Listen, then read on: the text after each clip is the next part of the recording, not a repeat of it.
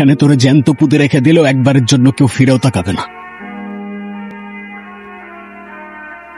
What? তাকায় আছিস কেন?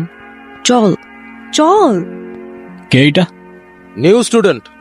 তাকানোটা আমার ভাল লাগে না, নজরে রাখিস। ওকে, ঠিক আছে। মনে করতেন যে ইতিহাসের চালিকা শক্তি হলো বস্তুবাদী। তার সিনেমাটা বিখ্যাত পুরো শেষ কাজ করছি। ডাস ক্যাপিটালে। সালমান, ক্লাস শুরু হয়ে গেছে প্রায় 25 মিনিট। হ্যাঁ তো এত লেট করে আসলে যে? একটু কাজ ছিল স্যার। আর লেট হইলে কি হয়েছে? আপনার ক্লাস তো ক্লাসের মধ্যেই চলতেছে, রাইট? কোনো প্রবলেম? না, ঠিক আছে, বসো।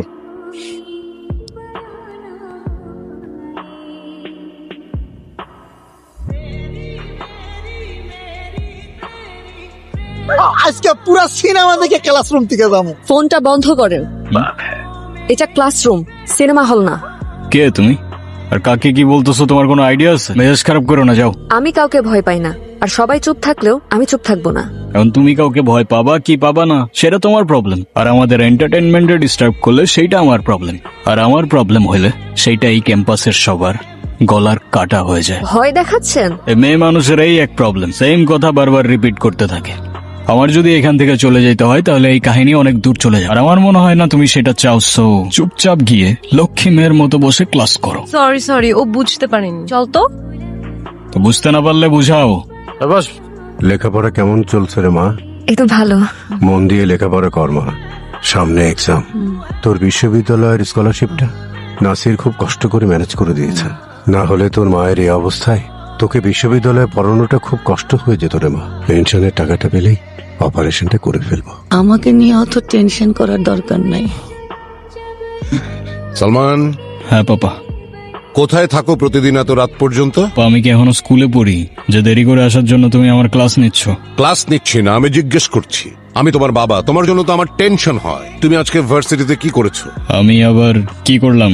আমি আবার কি করলাম মানে? ভার্সিটিতে একটা ছেলের গায়ে হাত তোলনি? ও আচ্ছা, এই ম্যাটার। ওই ছেলেটা কি করছে সেটা শোনো নাই? কিন্তু তাই বলে তুমি তার গায়ে হাত দেবে? হাতে চুরি পরে বসে থাকবো? সে কথা বলিনি, কিন্তু তুমি কেন তার গায়ে হাত তুলে হাত নোংরা করবে? আমি আছি না? পরে এমন কিছু হলে তুমি আমাকে আগে বলবে। ওকে পাপা।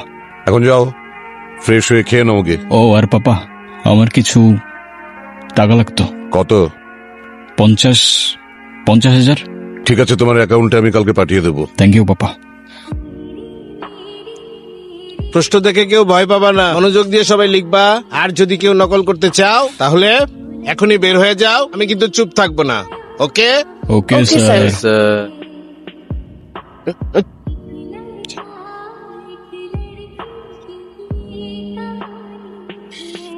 ঋতু দেখতেছে তো। দেখুক দেখুক, সমস্যা নাই। আরে ওটা কি লিখছো? একটু সামনে নাও। স্যার, সালমান ঋতুর খাতা কপি করছে। সালমান, তুমি ওরটা কপি করতেছো? কই না তো স্যার। দেখি তো খাতা। ওয়ার্ড টু ওয়ার্ড কপি, ফাইজলামি চলছে। দেখো সালমান, এক্ষুনি বের হয়ে যাও। স্যার, আমার মতো একটা স্টুডেন্ট যদি পাস করে আপনার কি কোনো ক্ষতি আছে বলেন? তুমি বেশি কথা বলতেছো কেন? এক্ষুনি বের হয়ে যাও। কি ভাবছো তুমি আমার অনেক বড় ক্ষতি করতে পেরেছ? এসব এক্সামে আমার কিছু যায় আসে না, তাই মনে করো না আজ আমি কষ্ট পাবো, কারণ আজ চোখের জল ঝরবে তোমার। Hello sir. ওকে স্যার, হ্যাঁ স্যার। অ্যাকাউন্টসে গিয়ে টাকাটা দিয়ে আসো। স্যার, স্যার আমার তো 100% স্কলারশিপ আছে। আজ থেকে নেই, সে গিয়ে 45,000 টাকা দিয়ে ক্লিয়ারেন্স নিয়ে আসো। স্যার আজকের এক্সামটা আমি দিই স্যার, আমি পরবর্তী টাকা জমা দিয়ে দেবো স্যার, প্লিজ। তোমাদের জন্য আমার কথা শুনতে হয়। কি বলেছিলাম তো আজকে চোখের জল ঝরবে। কি ক্ষতি করেছিলাম তোমার আমি? ও প্লিজ, এসব ন্যাকা মার্কা ডায়লগ মারতে যাও না অ্যাটলিস্ট। তাই ইট মারলে পাটকেল খাওয়ার জন্য রেডি থাকতে হয়, বুঝলে খুকি? আর লেখাপড়া করে কি হবে? এত কষ্ট করে স্কলারশিপটা ম্যানেজ করে দিলাম, ওটাও চলে গেল। আমার কপালেরই দোষ। এদিকে পেনশনের টাকাটাও পাচ্ছি না, এদিকে তোকে নিয়ে পড়েছি আরেক যন্ত্রণায়। আমার মরে গেলেই বোধহয় ভালো হতো। বাবা এসব বলো না প্লিজ। তোকে নিয়ে আমার সব আশা শেষ হয়ে গেল। কত আশা করেছিলাম, এখন এই বয়সে শুনতে হচ্ছে মেয়েকে এক্সাম থেকে বের করে দিয়েছে। আজকে হবে রে দোস। কি রে সালমান, হঠাৎ চুপ হয়ে গেলি? কেন যেন বারবার ওই মেয়েটার কথা মনে পড়তেছে। আরে ও তো তোর সাথে বাঙালির দিকে ক্যাম্পাস থেকে গায়েব হয়ে গেছে। আচ্ছা ভালো কথা, ও ক্যাম্পাসে আসে না কেন? আর আসবে কেমনে? ওর ফিনান্সিয়াল অবস্থা ভালো না, টিউশন ফিস কেমনে দিবে? কাজটা ঠিক হয় নাই। ভূতের মুখে রাম না, কি বলতেছিস তুই? কাজটা ঠিক হয় নাই, ওর সাথে অনেক বেশি বেশি করে ফেলছি আমি। আমার ওটা সরি বলা উচিত। তুই কবি সরি? তুই কেমনে বলবি? ওরা পাবি কে? ও তো ক্যাম্পাসেই আসে না। ওর বাসা কোথায়? চিনি, কিন্তু এখন এত রাতে সাইবা, তুমি সরি। চলে যাও এখান থেকে। সাইবা, আম সরি। কেন আসছো তুমি? তোমাকে সরি বলতে। তোমার সরি দিয়ে আমি কি করব? প্রত্যেকদিন আমার বাবা আমার সামনে কান্না করছে, চোখের সামনে দেখছি আমি আমার জীবনটা নষ্ট হয়ে যাচ্ছে। তোমার জন্য আমার পুরো জীবন এলোমেলো হয়ে গেছে, আর তুমি আসছো সরি বলতে। আমি জানি আমি তোমার অনেক বড় ক্ষতি করে ফেলছি, কিন্তু আমাকে একটা চান্স তো দাও অ্যাটলিস্ট। আমার কারো দয়ার প্রয়োজন নাই, তোমার কাছেই রাখো। তোমার যে ক্ষতিটা করেছি সেটা শুধরে দিলে তো মাফ করবে আমাকে। তোমার স্কলারশিপ রিনিউ হয়ে যাবে, আই প্রমিস। বললাম তো আমার কারো দয়ার প্রয়োজন নাই। যেটা তোমার ছিল সেটাই তো ফিরিয়ে দিচ্ছি তোমাকে, বিনিময়ে একটু মাফ কি করা যায় না আমাকে? আচ্ছা ঠিক আছে, আমি ভেবে দেখবো এখান থেকে।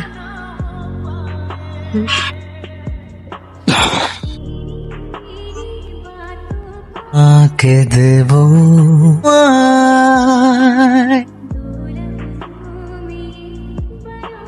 প্রতি বছর এই দিনে আমি 3টা উইশ লিস্ট করি, আমারটা শেষ, এবার তোমার পালা, বলো। আমার তো তেমন কোনো উইশ নেই। কিছু নাই? এই না না, একটা উইশ আছে। কি কি? আমার ছোট্ট কিউট একটা মেয়ে বেবি হবে, আর ওর নাম কি রাখবো জানো? কি? আয়াত। ওকে স্যার, এটাও লিখে রাখছি। লিখো। বেশ কেটে যাচ্ছিল আমাদের দিনগুলো, বাট ভাই, আমার ওয়াইফ খুব অসুস্থ, গল ব্লাডারের টিউমার, এখনই অপারেশন করা দরকার। আমার পেনশনের টাকাটা এই মুহূর্তে না পেলে অনেক দেরি হয়ে যাবে ভাই। একটা কথা বলি, আপনার সাথে কি ডেল্টা ইন্টারন্যাশনাল ইউনিভার্সিটির চেয়ারম্যান শওকত সাহেবের কোনো ঝামেলা আছে? শওকত সাহেবের সাথে আমার সমস্যা থাকবে কেন? কি সমস্যা আপনি জানেন, সেই তো আপনার ভাইটা আটকে রাখছে। আর আমার মনে হয় আপনি শওকত সাহেবের কাছে একটা রিকোয়েস্ট করে দেখেন। হ্যাঁ সাইবা, হ্যালো। আমি তোমার কি ক্ষতি করেছিলাম সালমান? ক্ষতি মানে কি বলতেছো তুমি? আমি কিছু বুঝতে পারতেছি না। তুমি সব জানো, তুমি কেন করছো এটা? কি বলতেছো বুঝাই বলো না। আমার বাবার ফাইলটা আটকে ফেলেছে, টাকাটা উঠাতে পারছে না, আর মা মা হসপিটালে ভর্তি, চিকিৎসাটাও হচ্ছে না। কেন করছো এটা? আরে আমি সত্যি কিছু জানি না, আমি বাবার সাথে কথা বলতেছি। ঠিক আছে পাপা? আরে কি আশ্চর্য, সমস্যা কি? তুমি এটা কি করছো? আমি আবার কি করেছি? সাইবার বাবার অফিসের ফাইলটা আটকায় দাও নাই, ওর বাবার পেনশনটা আটকায় দাও নাই, এটা কেন করছো তুমি? আমার যেটা ভালো মনে হয়েছে আমি সেটা করেছি। সবকিছুর একটা লিমিট আছে পাপা, তুমি আমার লাইফটা শেষ করে দিতেছো। আমি শেষ করছি না, ওই মেয়েটা শেষ করছে। আর এই যে আমার সামনে দাঁড়িয়ে তুমি তর্কাতর্কি করছো না, এতেই বোঝা যায় যে এরকম একটা মেয়ে তোমার জীবনে আসলে কি হবে। এরকম একটা মেয়ে মানে? মেয়েটা সম্পর্কে আমি সব শুনেছি, ঋতু আমাকে সব বলেছে। তুমি কিছু বলতে এসছো? হ্যাঁ আঙ্কেল, কিছু কথা ছিল। বলো।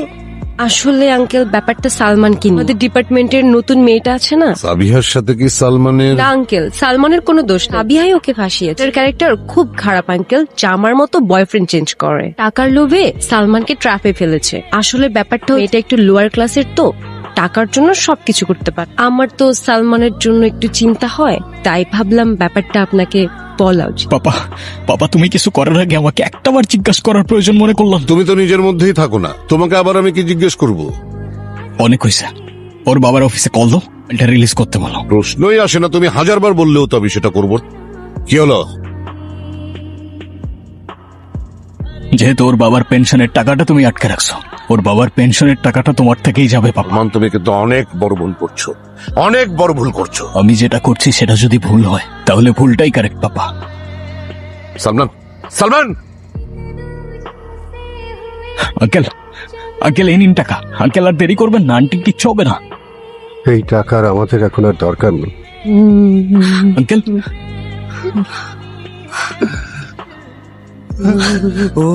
সালমান, তুমি? আই সাইড প্রবলেম কি তোর? তুই পাপাকে এসব কেন বলছিস? আমি তো আঙ্কেলকে কিছু বলি নাই। সাইবার ক্যারেক্টার খারাপ, ওর টাকার অনেক লোভ, এসব বলিস নাই তুই পাপাকে? ওর ক্যারেক্টার খারাপ প্রমাণ দে, চল রাখ তোর প্রমাণ। ওর ক্যারেক্টার খারাপ হইলেও ওর আমি ভালোবাসি, তোর কি প্রবলেম? হ্যাঁ, আই এম সরি সালমান, আমি আর পারছিলাম না। আমি অনেক আগে থেকেই তোমাকে ভালোবাসি, কিন্তু সাইব আসার পর থেকে ওকে তোমার আশেপাশে আমার সহ্য হচ্ছিল না। আমি এসব আঙ্কেলকে যদি বলি তাহলে তুমি দূরে সরে যাবে। আমি শুধু তোমাকে চেয়েছিলাম, আমার ভুল হয়ে গেছে। তুমি জানো তুমি কি করছো? তোমার ভুলের কারণে আজকে সাইবার মা আজকে নাই। কি আর বলবো তোমাকে আমি?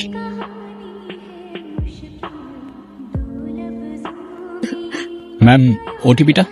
ওটিপি 3814। কি শপিং করলো আজকে আম্মুর সাথে? এই কি হলো, চলো। হ্যাঁ আসছি।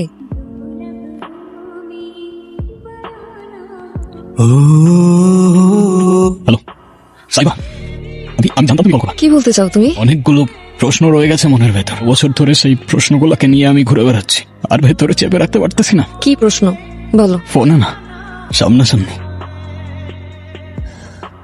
কেমন আছো? যেমনটা থাকার কথা ছিল। তোমার আর কি প্রশ্ন ছিল বলো? প্রশ্ন? আচ্ছা, আমাদের তো হয়তো কখনো আর দেখা হবে না। আচ্ছা, আজকে কি আমাকে বলতে পারবা আমার কি এমন দোষ ছিল যে তুমি আমাকে সারা জীবনের জন্য ছেড়ে চলে গেলা? তুমি কি আমাকে বোকা ভাবো? মানে আমি সব জানি সালমান। ঋতু মা হসপিটালে ভর্তি, ওনার চিকিৎসাটাও হচ্ছে না। তুমি কেন করছো এটা? আরে আমি সত্যি কিছু জানি না, আমি বাবার সাথে কথা বলতেছি। ঠিক আছে, তুমি টেনশন করো। সব মিথ্যা কথা। ও কোনোদিন তোকে ভালোই বাসিনি। কি বলতেছিস তুই? সালমানকে আমি ভালো করেছি, ও আমার বাবার বন্ধুর ছিল। আর আমি নিজের কানে শুনেছি ও ওর বাবাকে বলেছে তোর বাবার পেনশনের টাকা যেন আটকে দেয়। ক্যারেক্টারের সমস্যা আছে। ও ভার্সিটিতে অনেক মেয়ে লাইফ নষ্ট করছে, এমনকি আমার। সালমানকে এসব ব্যাপারে কিছু বলিস না, তাহলে ও আবার আমার ক্ষতি করবে। তোর সাথেও দেখিস এমনটাই করবে। সেদিন ঋতু না থাকলে হয়তো আমি তোমার বিষয়ে কিচ্ছু জানতে পারতাম না। তাহলে ঋতু তোমাকে এসব বলেছে আর তুমি সব বিশ্বাস করে নিয়েছো? তুমি আদৌ জানো এসব কেন করছে? ও সবার প্রথমে আমার বাবার কাছে গেছে, ওর ক্যারেক্টার নিয়ে যা ইচ্ছা তাই বলছে। যখন ও শিওর হইতে পারে না তোমাকে আমার লাইফ থেকে সরাতে পারবে কিনা, ও তোমাকে বলে কফিনের শেষ পেরেকটাও ঠকে দিছে, আর তুমি এখনো ওকে বিশ্বাস করতেছো? এসব কি সত্যি? আমাকে মাফ করে দে প্লিজ। তুই আমার লাইফটা কেন নষ্ট করলি? ঋতু তুই আমার লাইফটা কেন নষ্ট করলি? সেদিন ঋতু না হয়তো তোমার বিষয়ে আমি কখনোই জানতে পারতাম না। তাহলে তোমাকে এসব বলেছে? হ্যাঁ, বলবে নাই বা কেন? ও সব সময় আমার ভালো চায়। ও আমার বেস্ট ফ্রেন্ড ছিল, এখনো আছে। তাহলে তো তুমি আমার সব সত্যিটা জেনে গিয়েছিলে। ভালোই করেছো আমাকে ছেড়ে গিয়ে। আমার সাথে তো এমনটাই হবার ছিল। হ্যাঁ, আশা করি আজকের পর থেকে তুমি আর আমাকে ডিস্টার্ব করবে না। এটুকুই জানাচ্ছিল। দোয়া করি এভাবেই অনেক অনেক ভালো থাকো, আর কথা দিচ্ছি আজকের পর থেকে তোমাকে আর কখনো ডিস্টার্ব করবো না। আসি। I am sorry. তুই কেন সরি বলছিস? আমি জানি আমি কিছু বললে অতীত পরিবর্তন হয়ে যাবে না। তোমার উপর কোনো প্রতিশোধ তো নেব না আমি, কিন্তু তোমায় আমি কখনো মাফ করব না। আমি হয়তো ওকে সব বলে দিতে পারতাম, তবে কি বদলে যেত? না তো আমি ওর জীবনে ফিরে যেতে পারতাম আর ওর জীবনটা আরো সুন্দর করতে পারতাম, বরং নষ্ট হতো ওর বন্ধুত্ব। বাকি জীবনটা কষ্টে পার করতো, সোসে পার করতো। প্রত্যেকটা মানুষই তো কারো না কারো গল্পের ভিলেন হয়ে থাকে। আমি না হয় ওর গল্পের হয়ে থাকলাম।